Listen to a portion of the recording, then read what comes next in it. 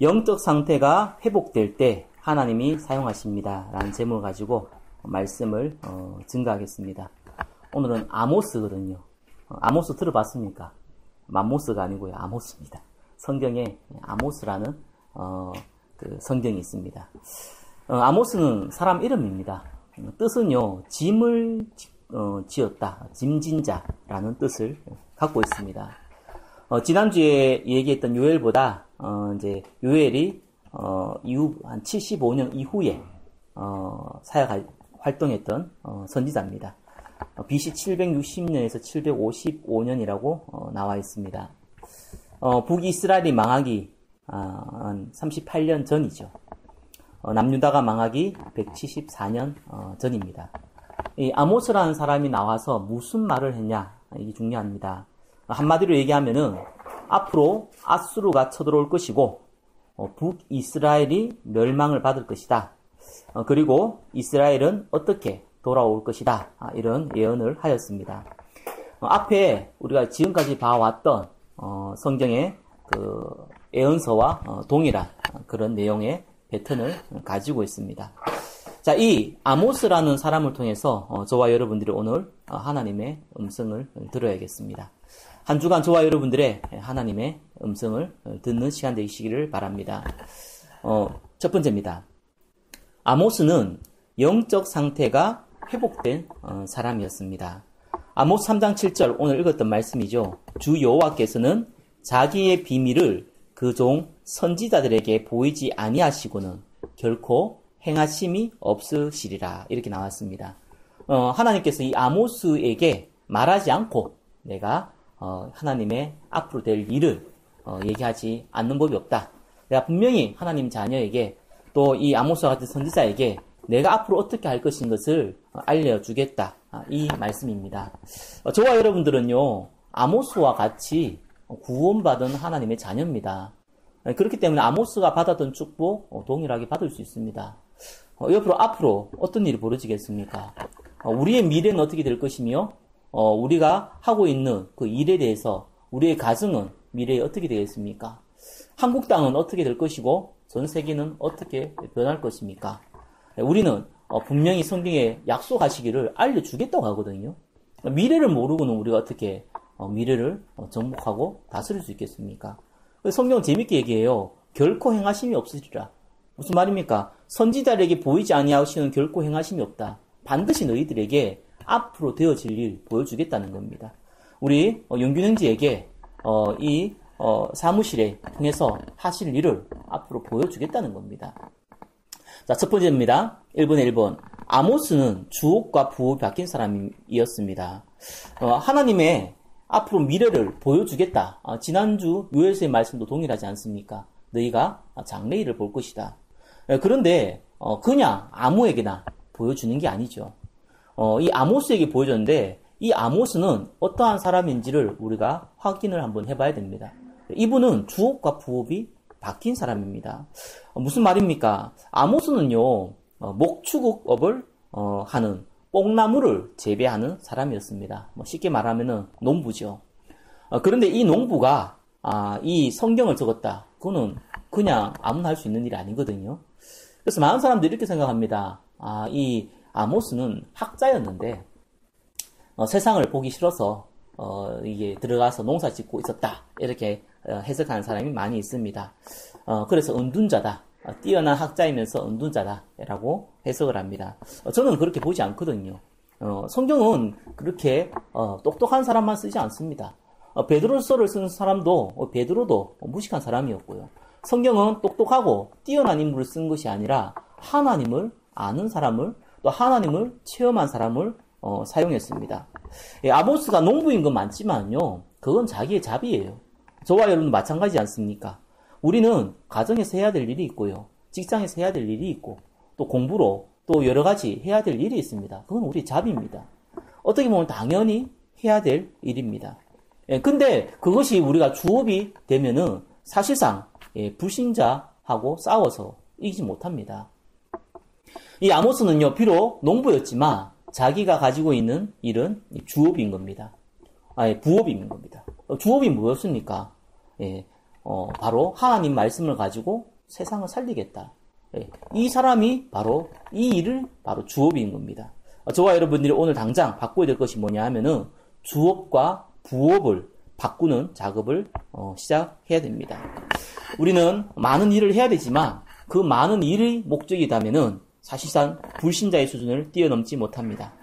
불신자의 수준을 못 뛰어넘는 건 괜찮은데 하나님이 사용할 수가 없습니다. 그래서 저와 여러분들이 해야 될 일, 어떤 저한테는 목회지요. 어떤 여러분한테는 직장이고 또 사업이기도 합니다. 그거는 저와 여러분들이 부업이 돼야 됩니다. 여러분의 주업이 뭡니까?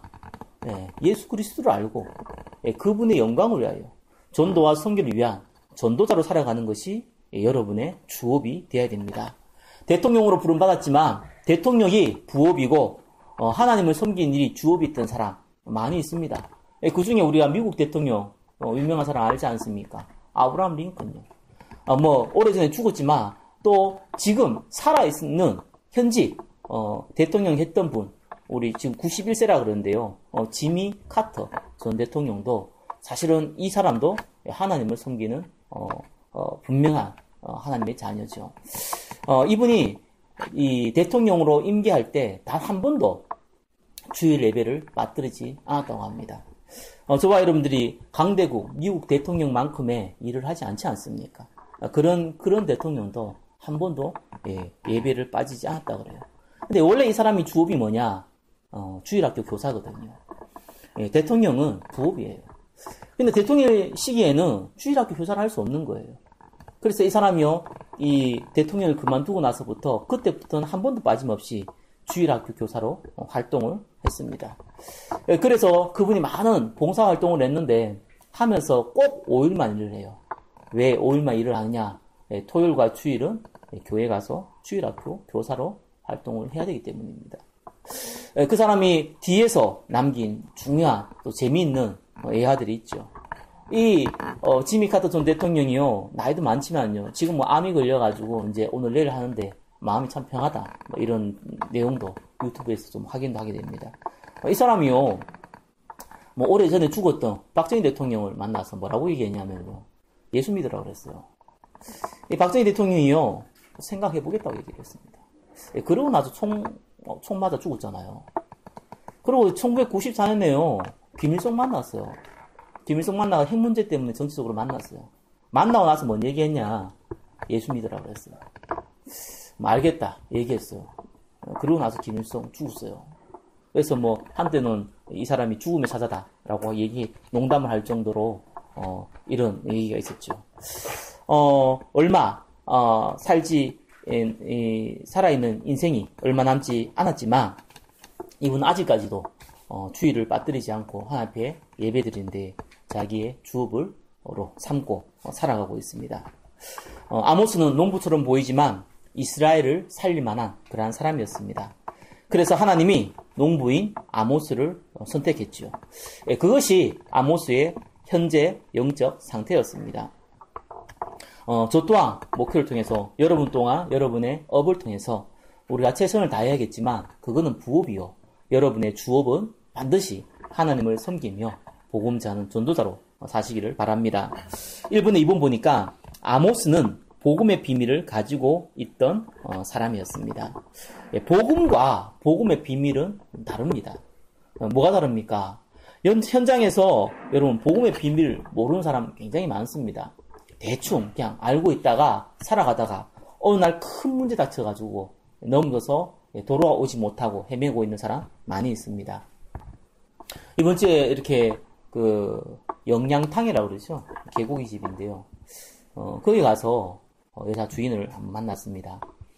다른 목사님은 같이 가서 음식도 먹고 시간이 나서 복음을 조금 전했어요. 근데 이분이 이런 얘기를 해요. 7년 동안 교회를 못 다녔다는 겁니다. 오랫동안 자기가 신앙생활을 했는데 7년 동안 자기가 교회를 못 나오고 있었는데 만나서 목사님 말씀드리니까 너무 이렇게 심장이 마음이 참 그렇다면서 이런 얘기를 하시더라고요. 근데 왜 이렇게 오랫동안 교회 다니다가 신앙생활을 그만뒀냐, 이렇게 일이 바빴냐, 식당 좋고요. 근데 이분이 그게 아니었어요. 자기에게 딸이 2명이 있었다고 합니다. 첫째 딸이 하고 둘째 딸이 인도에 배낭여행을 갔는데 거기에서 자기 첫째 딸이 죽은 거예요.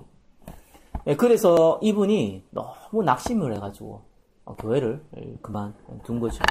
그래서 뭐 사람 그럴 수 있잖아요. 낙심하면은. 근데 문제는 오랫동안 7년이 지났는데도 이런 상황인 겁니다. 그래서 한번 물어봤어요. 그러면은 하나님 살아계신다는 거 믿느냐?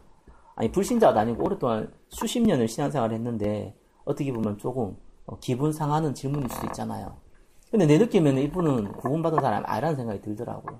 그래서 물어봤어요. 혹시 하나님 살아계시냐 믿냐? 라고 물으니까요. 이분이 오히려 내한테 질문을 해요. 목사님 천국이 있습니까? 이러더라고요.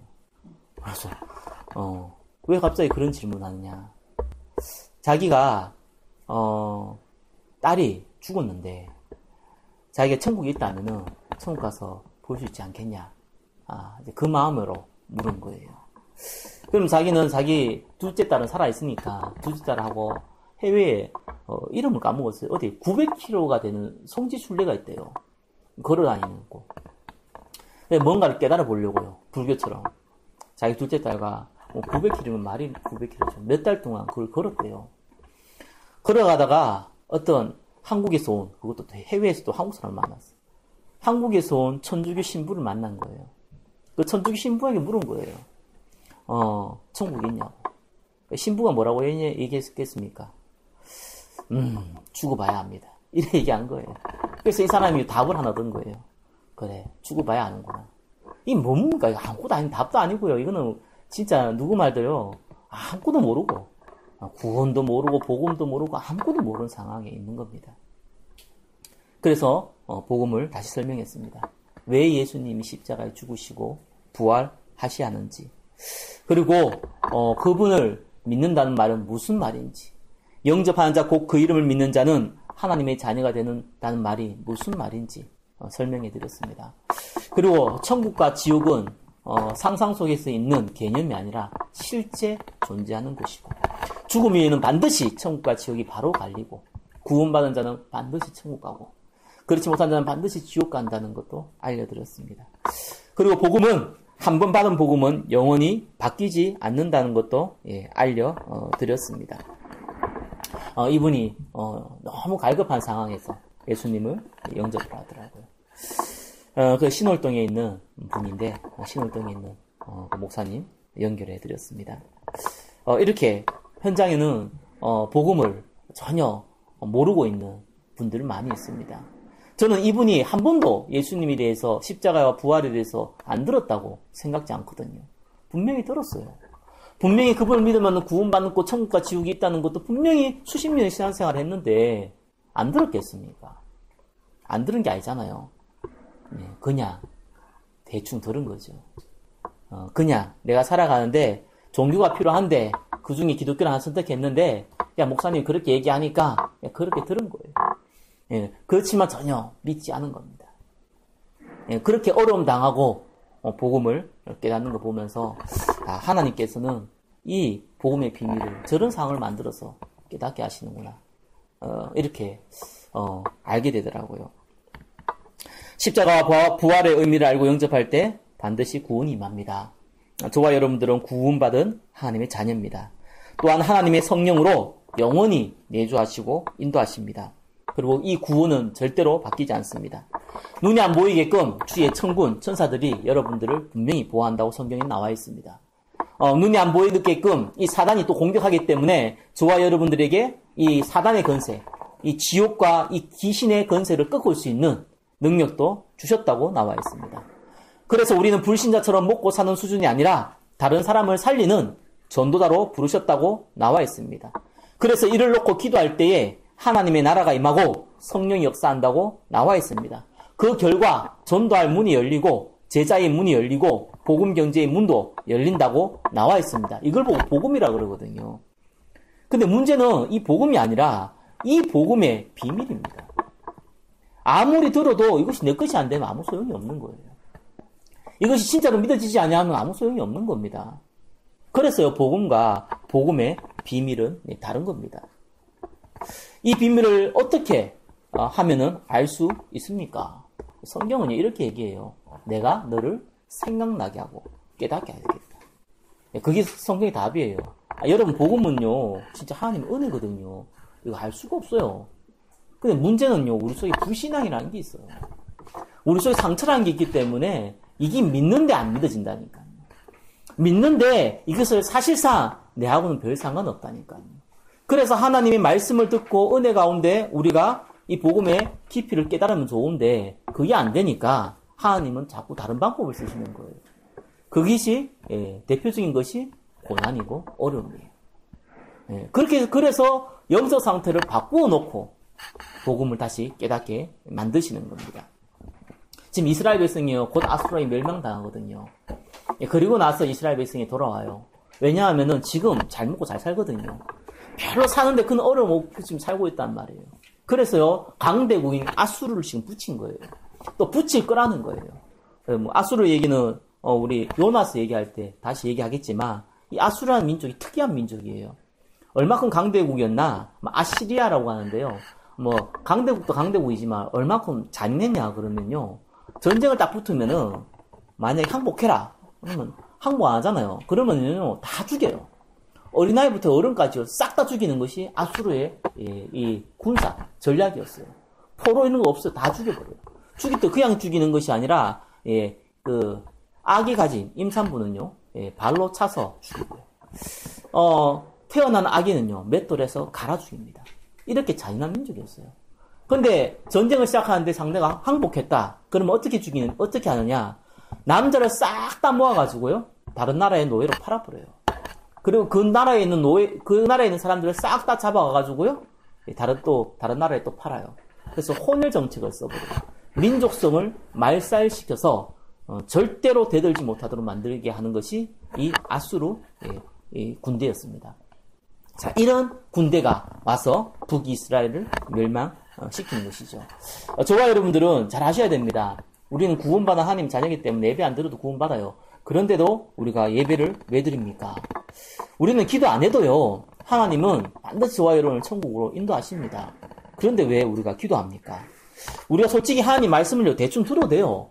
그런데 왜 하나님 말씀을 마음으로 받으라고 그럽니까? 가장 중요한 부분이 있거든요. 그것이 영적인 상태예요. 저와 여러분들이 영적 상태가요, 무너지면은 하나님이 쓸 수가 없어요. 그래서 하나님이 이 복음의 비밀을 가지라는 겁니다. 이 아모스는 그 비밀을 가지고 있었던 사람입니다. 1번에 3번 뭡니까? 아모스는 기도 가운데 미래에 대한 답을 가진 사람입니다. 이 미래를 알게 해주겠다고 성경은 분명히 나와 있죠. 오늘 읽었던 아모스 3장 7절도 분명히 보이지 않고는 내가 행하지 않겠다고. 저와 여러분들이 영적 상태가 회복되어진다면은 반드시 이 비밀을 알게 됩니다. 그래서 영적 상태에 힘을 키우시기 바랍니다. 우리는 잔머리 쓰면 안 됩니다. 인본주의 써도 안 되고요. 우리는 원망하거나 누구를 낙심하거나 이런 데에 저와 여러분들의 시간을 낭비하시지 마시기 바랍니다. 영적 상태에 힘을 키우는데 저와 여러분의 시간과 물질을 사용하시길 바랍니다. 자, 2번입니다. 아모스는 이스라엘 백성이 무엇을 해야 할지를 알렸습니다. 2번에 1번 뭡니까? 종교 생활에서 벗어나게 나는 참된 회개를 촉구하였습니다. 아모스 5장 21절에서 24절 이렇게 나옵니다. 그 성경 구절 나와 있지요.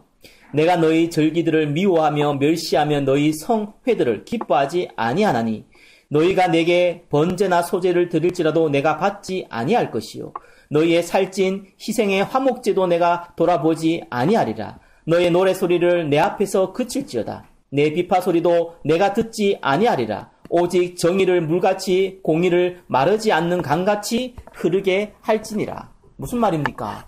지금 이스라엘 사람들은요 예배를 안 드린 게 아니었어요.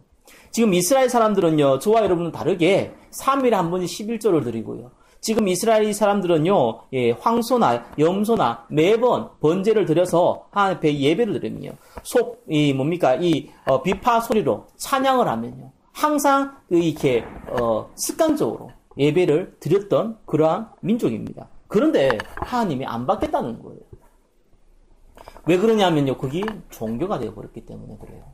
하나님은요 종교 생활은 안 받습니다. 여러분의 예배를 받지 종교적 예배를 받지 않는다는 겁니다. 여러분, 하나님을 위해 우리가 존재합니까? 우리 자신을 위해서 하나님이 존재합니까? 저와 여러분을 위해 하나님이 존재합니까? 하나님의 영광을 위해서 우리가 존재하는 겁니까? 이사야 43장 21절에는요. 이 백성은 내가 나를 위하여 지었나니 나를 찬송하게 하려 함이니라.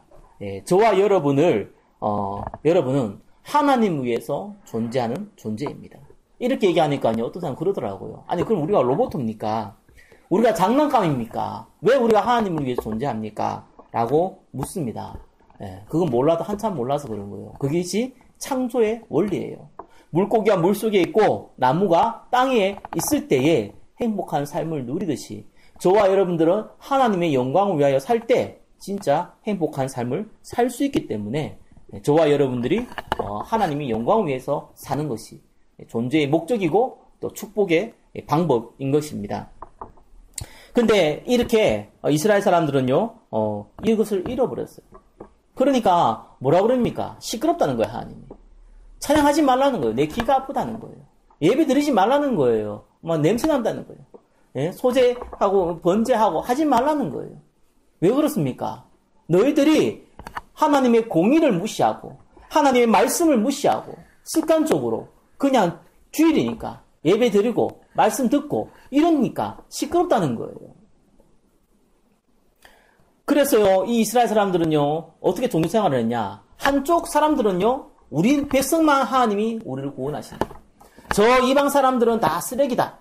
라는 선미상으로 사상으로 빠졌고요. 또 한 부분은요, 내가 먹고 살기 위해서 하나님을 이용하는 상태로 바뀌었고요. 또 한 종류는요, 내가 신앙생활 이렇게 하는 거야 라고 자랑하기 위해서. 또 이때 당시에는 하나님을 믿는 것 자체가 이미 정치거든요. 정치와 이 종교가 분리되지 않았던 시대란 말이에요. 그래서 자기가 성공하기 위해서는 반드시 예배를 잘 드려야 되는 거예요. 이렇게 이용하고 활용한 겁니다. 그래서 하나님이 안 받겠다고 하는 거예요. 그래서 정의, 공의, 이것을 물같이 흐르게 하라는 겁니다.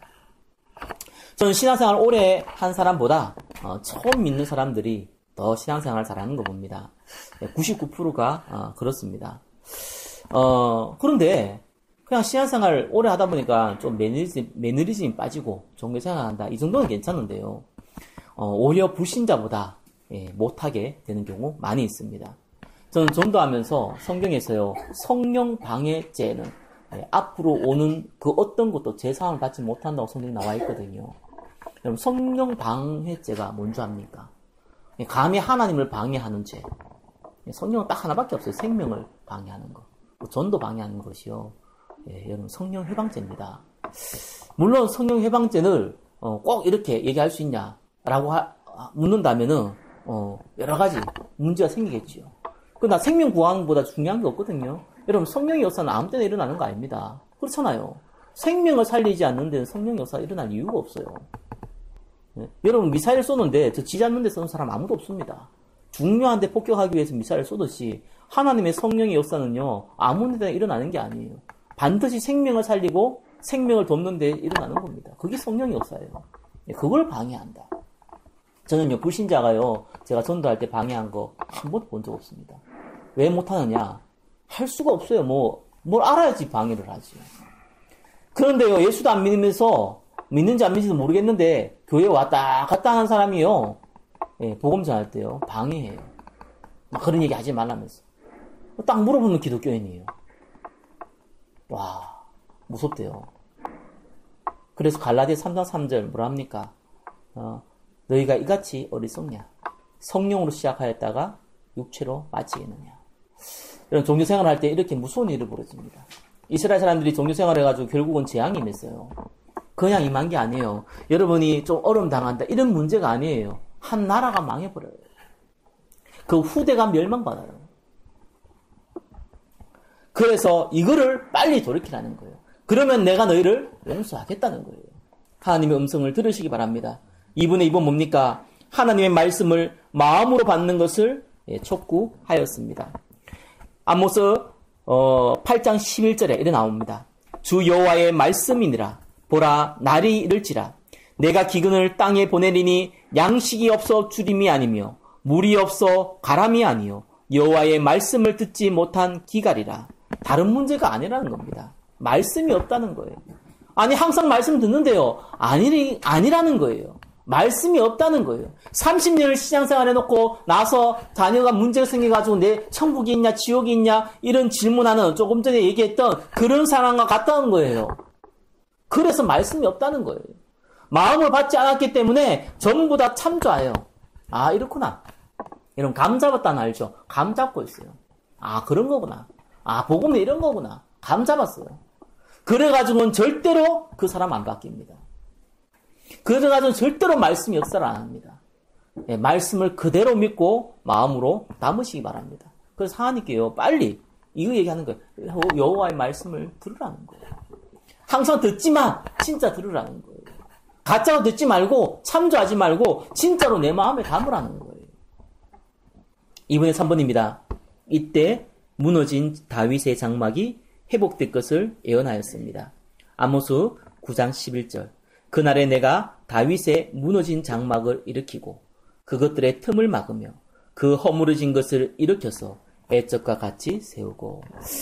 진짜 이때부터 응답이 시작된다. 그 말씀입니다. 종교생활에서 벗어나라는 거예요. 하나님 말씀을 마음으로 담으라는 거예요. 그때부터 진짜 응답이 시작됩니다. 무너진 다윗의 장막. 여러분 다윗 장막이 어떻습니까? 다윗이 어떠한 사람이었습니까? 하나님 마음에 합한 사람이잖아요. 근데 이것이 무너져 버렸다는 거예요. 오늘날은요 종교생활이 옛날하고 다르죠. 이때 시대가 좀 달라요. 이때 시대 종교생활은 무조건 예배 드려야 되기 때문에 일단 잘 드린 척 해야 돼요. 그게 예배예요. 그렇죠? 근데 오늘날은 다르잖아요. 오늘날도 특별히 한국 땅은 다르거든요. 교회 안 나간다고 해서 누가 뭐 때립니까? 누가 뭐 큰 문제 생깁니까? 알잖아요. 그렇잖아요. 그래 종교생활 특징이 있습니다. 언제든지 필요에 따라서. 그게 종교생활 특징이에요. 여러분 필요에 따라서 하지 마시기 바랍니다.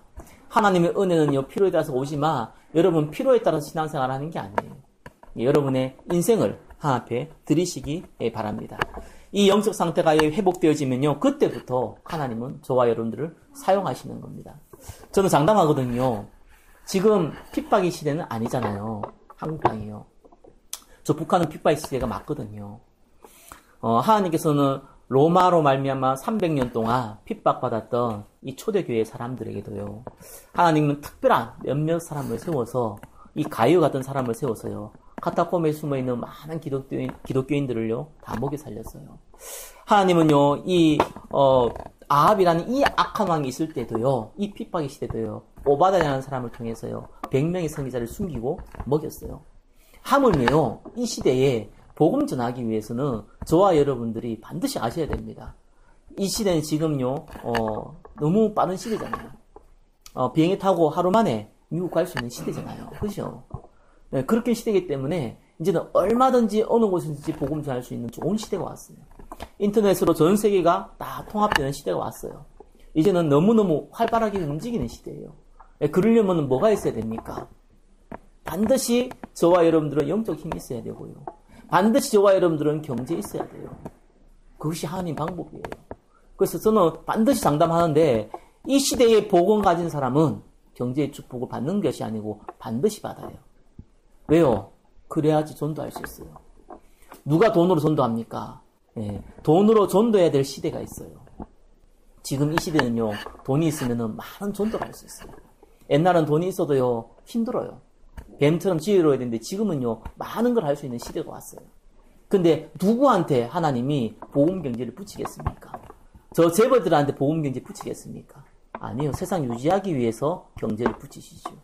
돈이 많다고 해서 복음 위해서 쓸 수 있습니까? 절대로 그럴 수 없어요.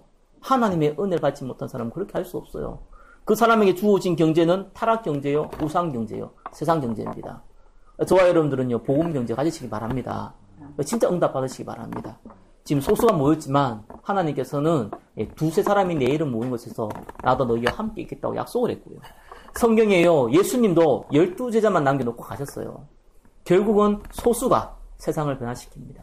결국은 작은 소금이 전 바닷물을 짜게 하듯이 저와 여러분의 역할을 통하여서 이 홍대와 마포, 이 동교동과 서교동의 이 현장을 살리고 여러분 가정과 직장과 사업 현장을 살릴지를 믿습니다.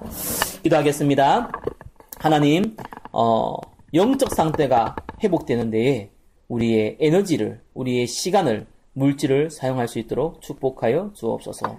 우리의 현장에 하나님의 나라가 임하게 하여 주시옵소서. 증인의 축복을 누릴 수 있도록 축복하여 주옵소서. 살아계신 예수 그리스도의 이름으로 기도드렸습니다. 아멘.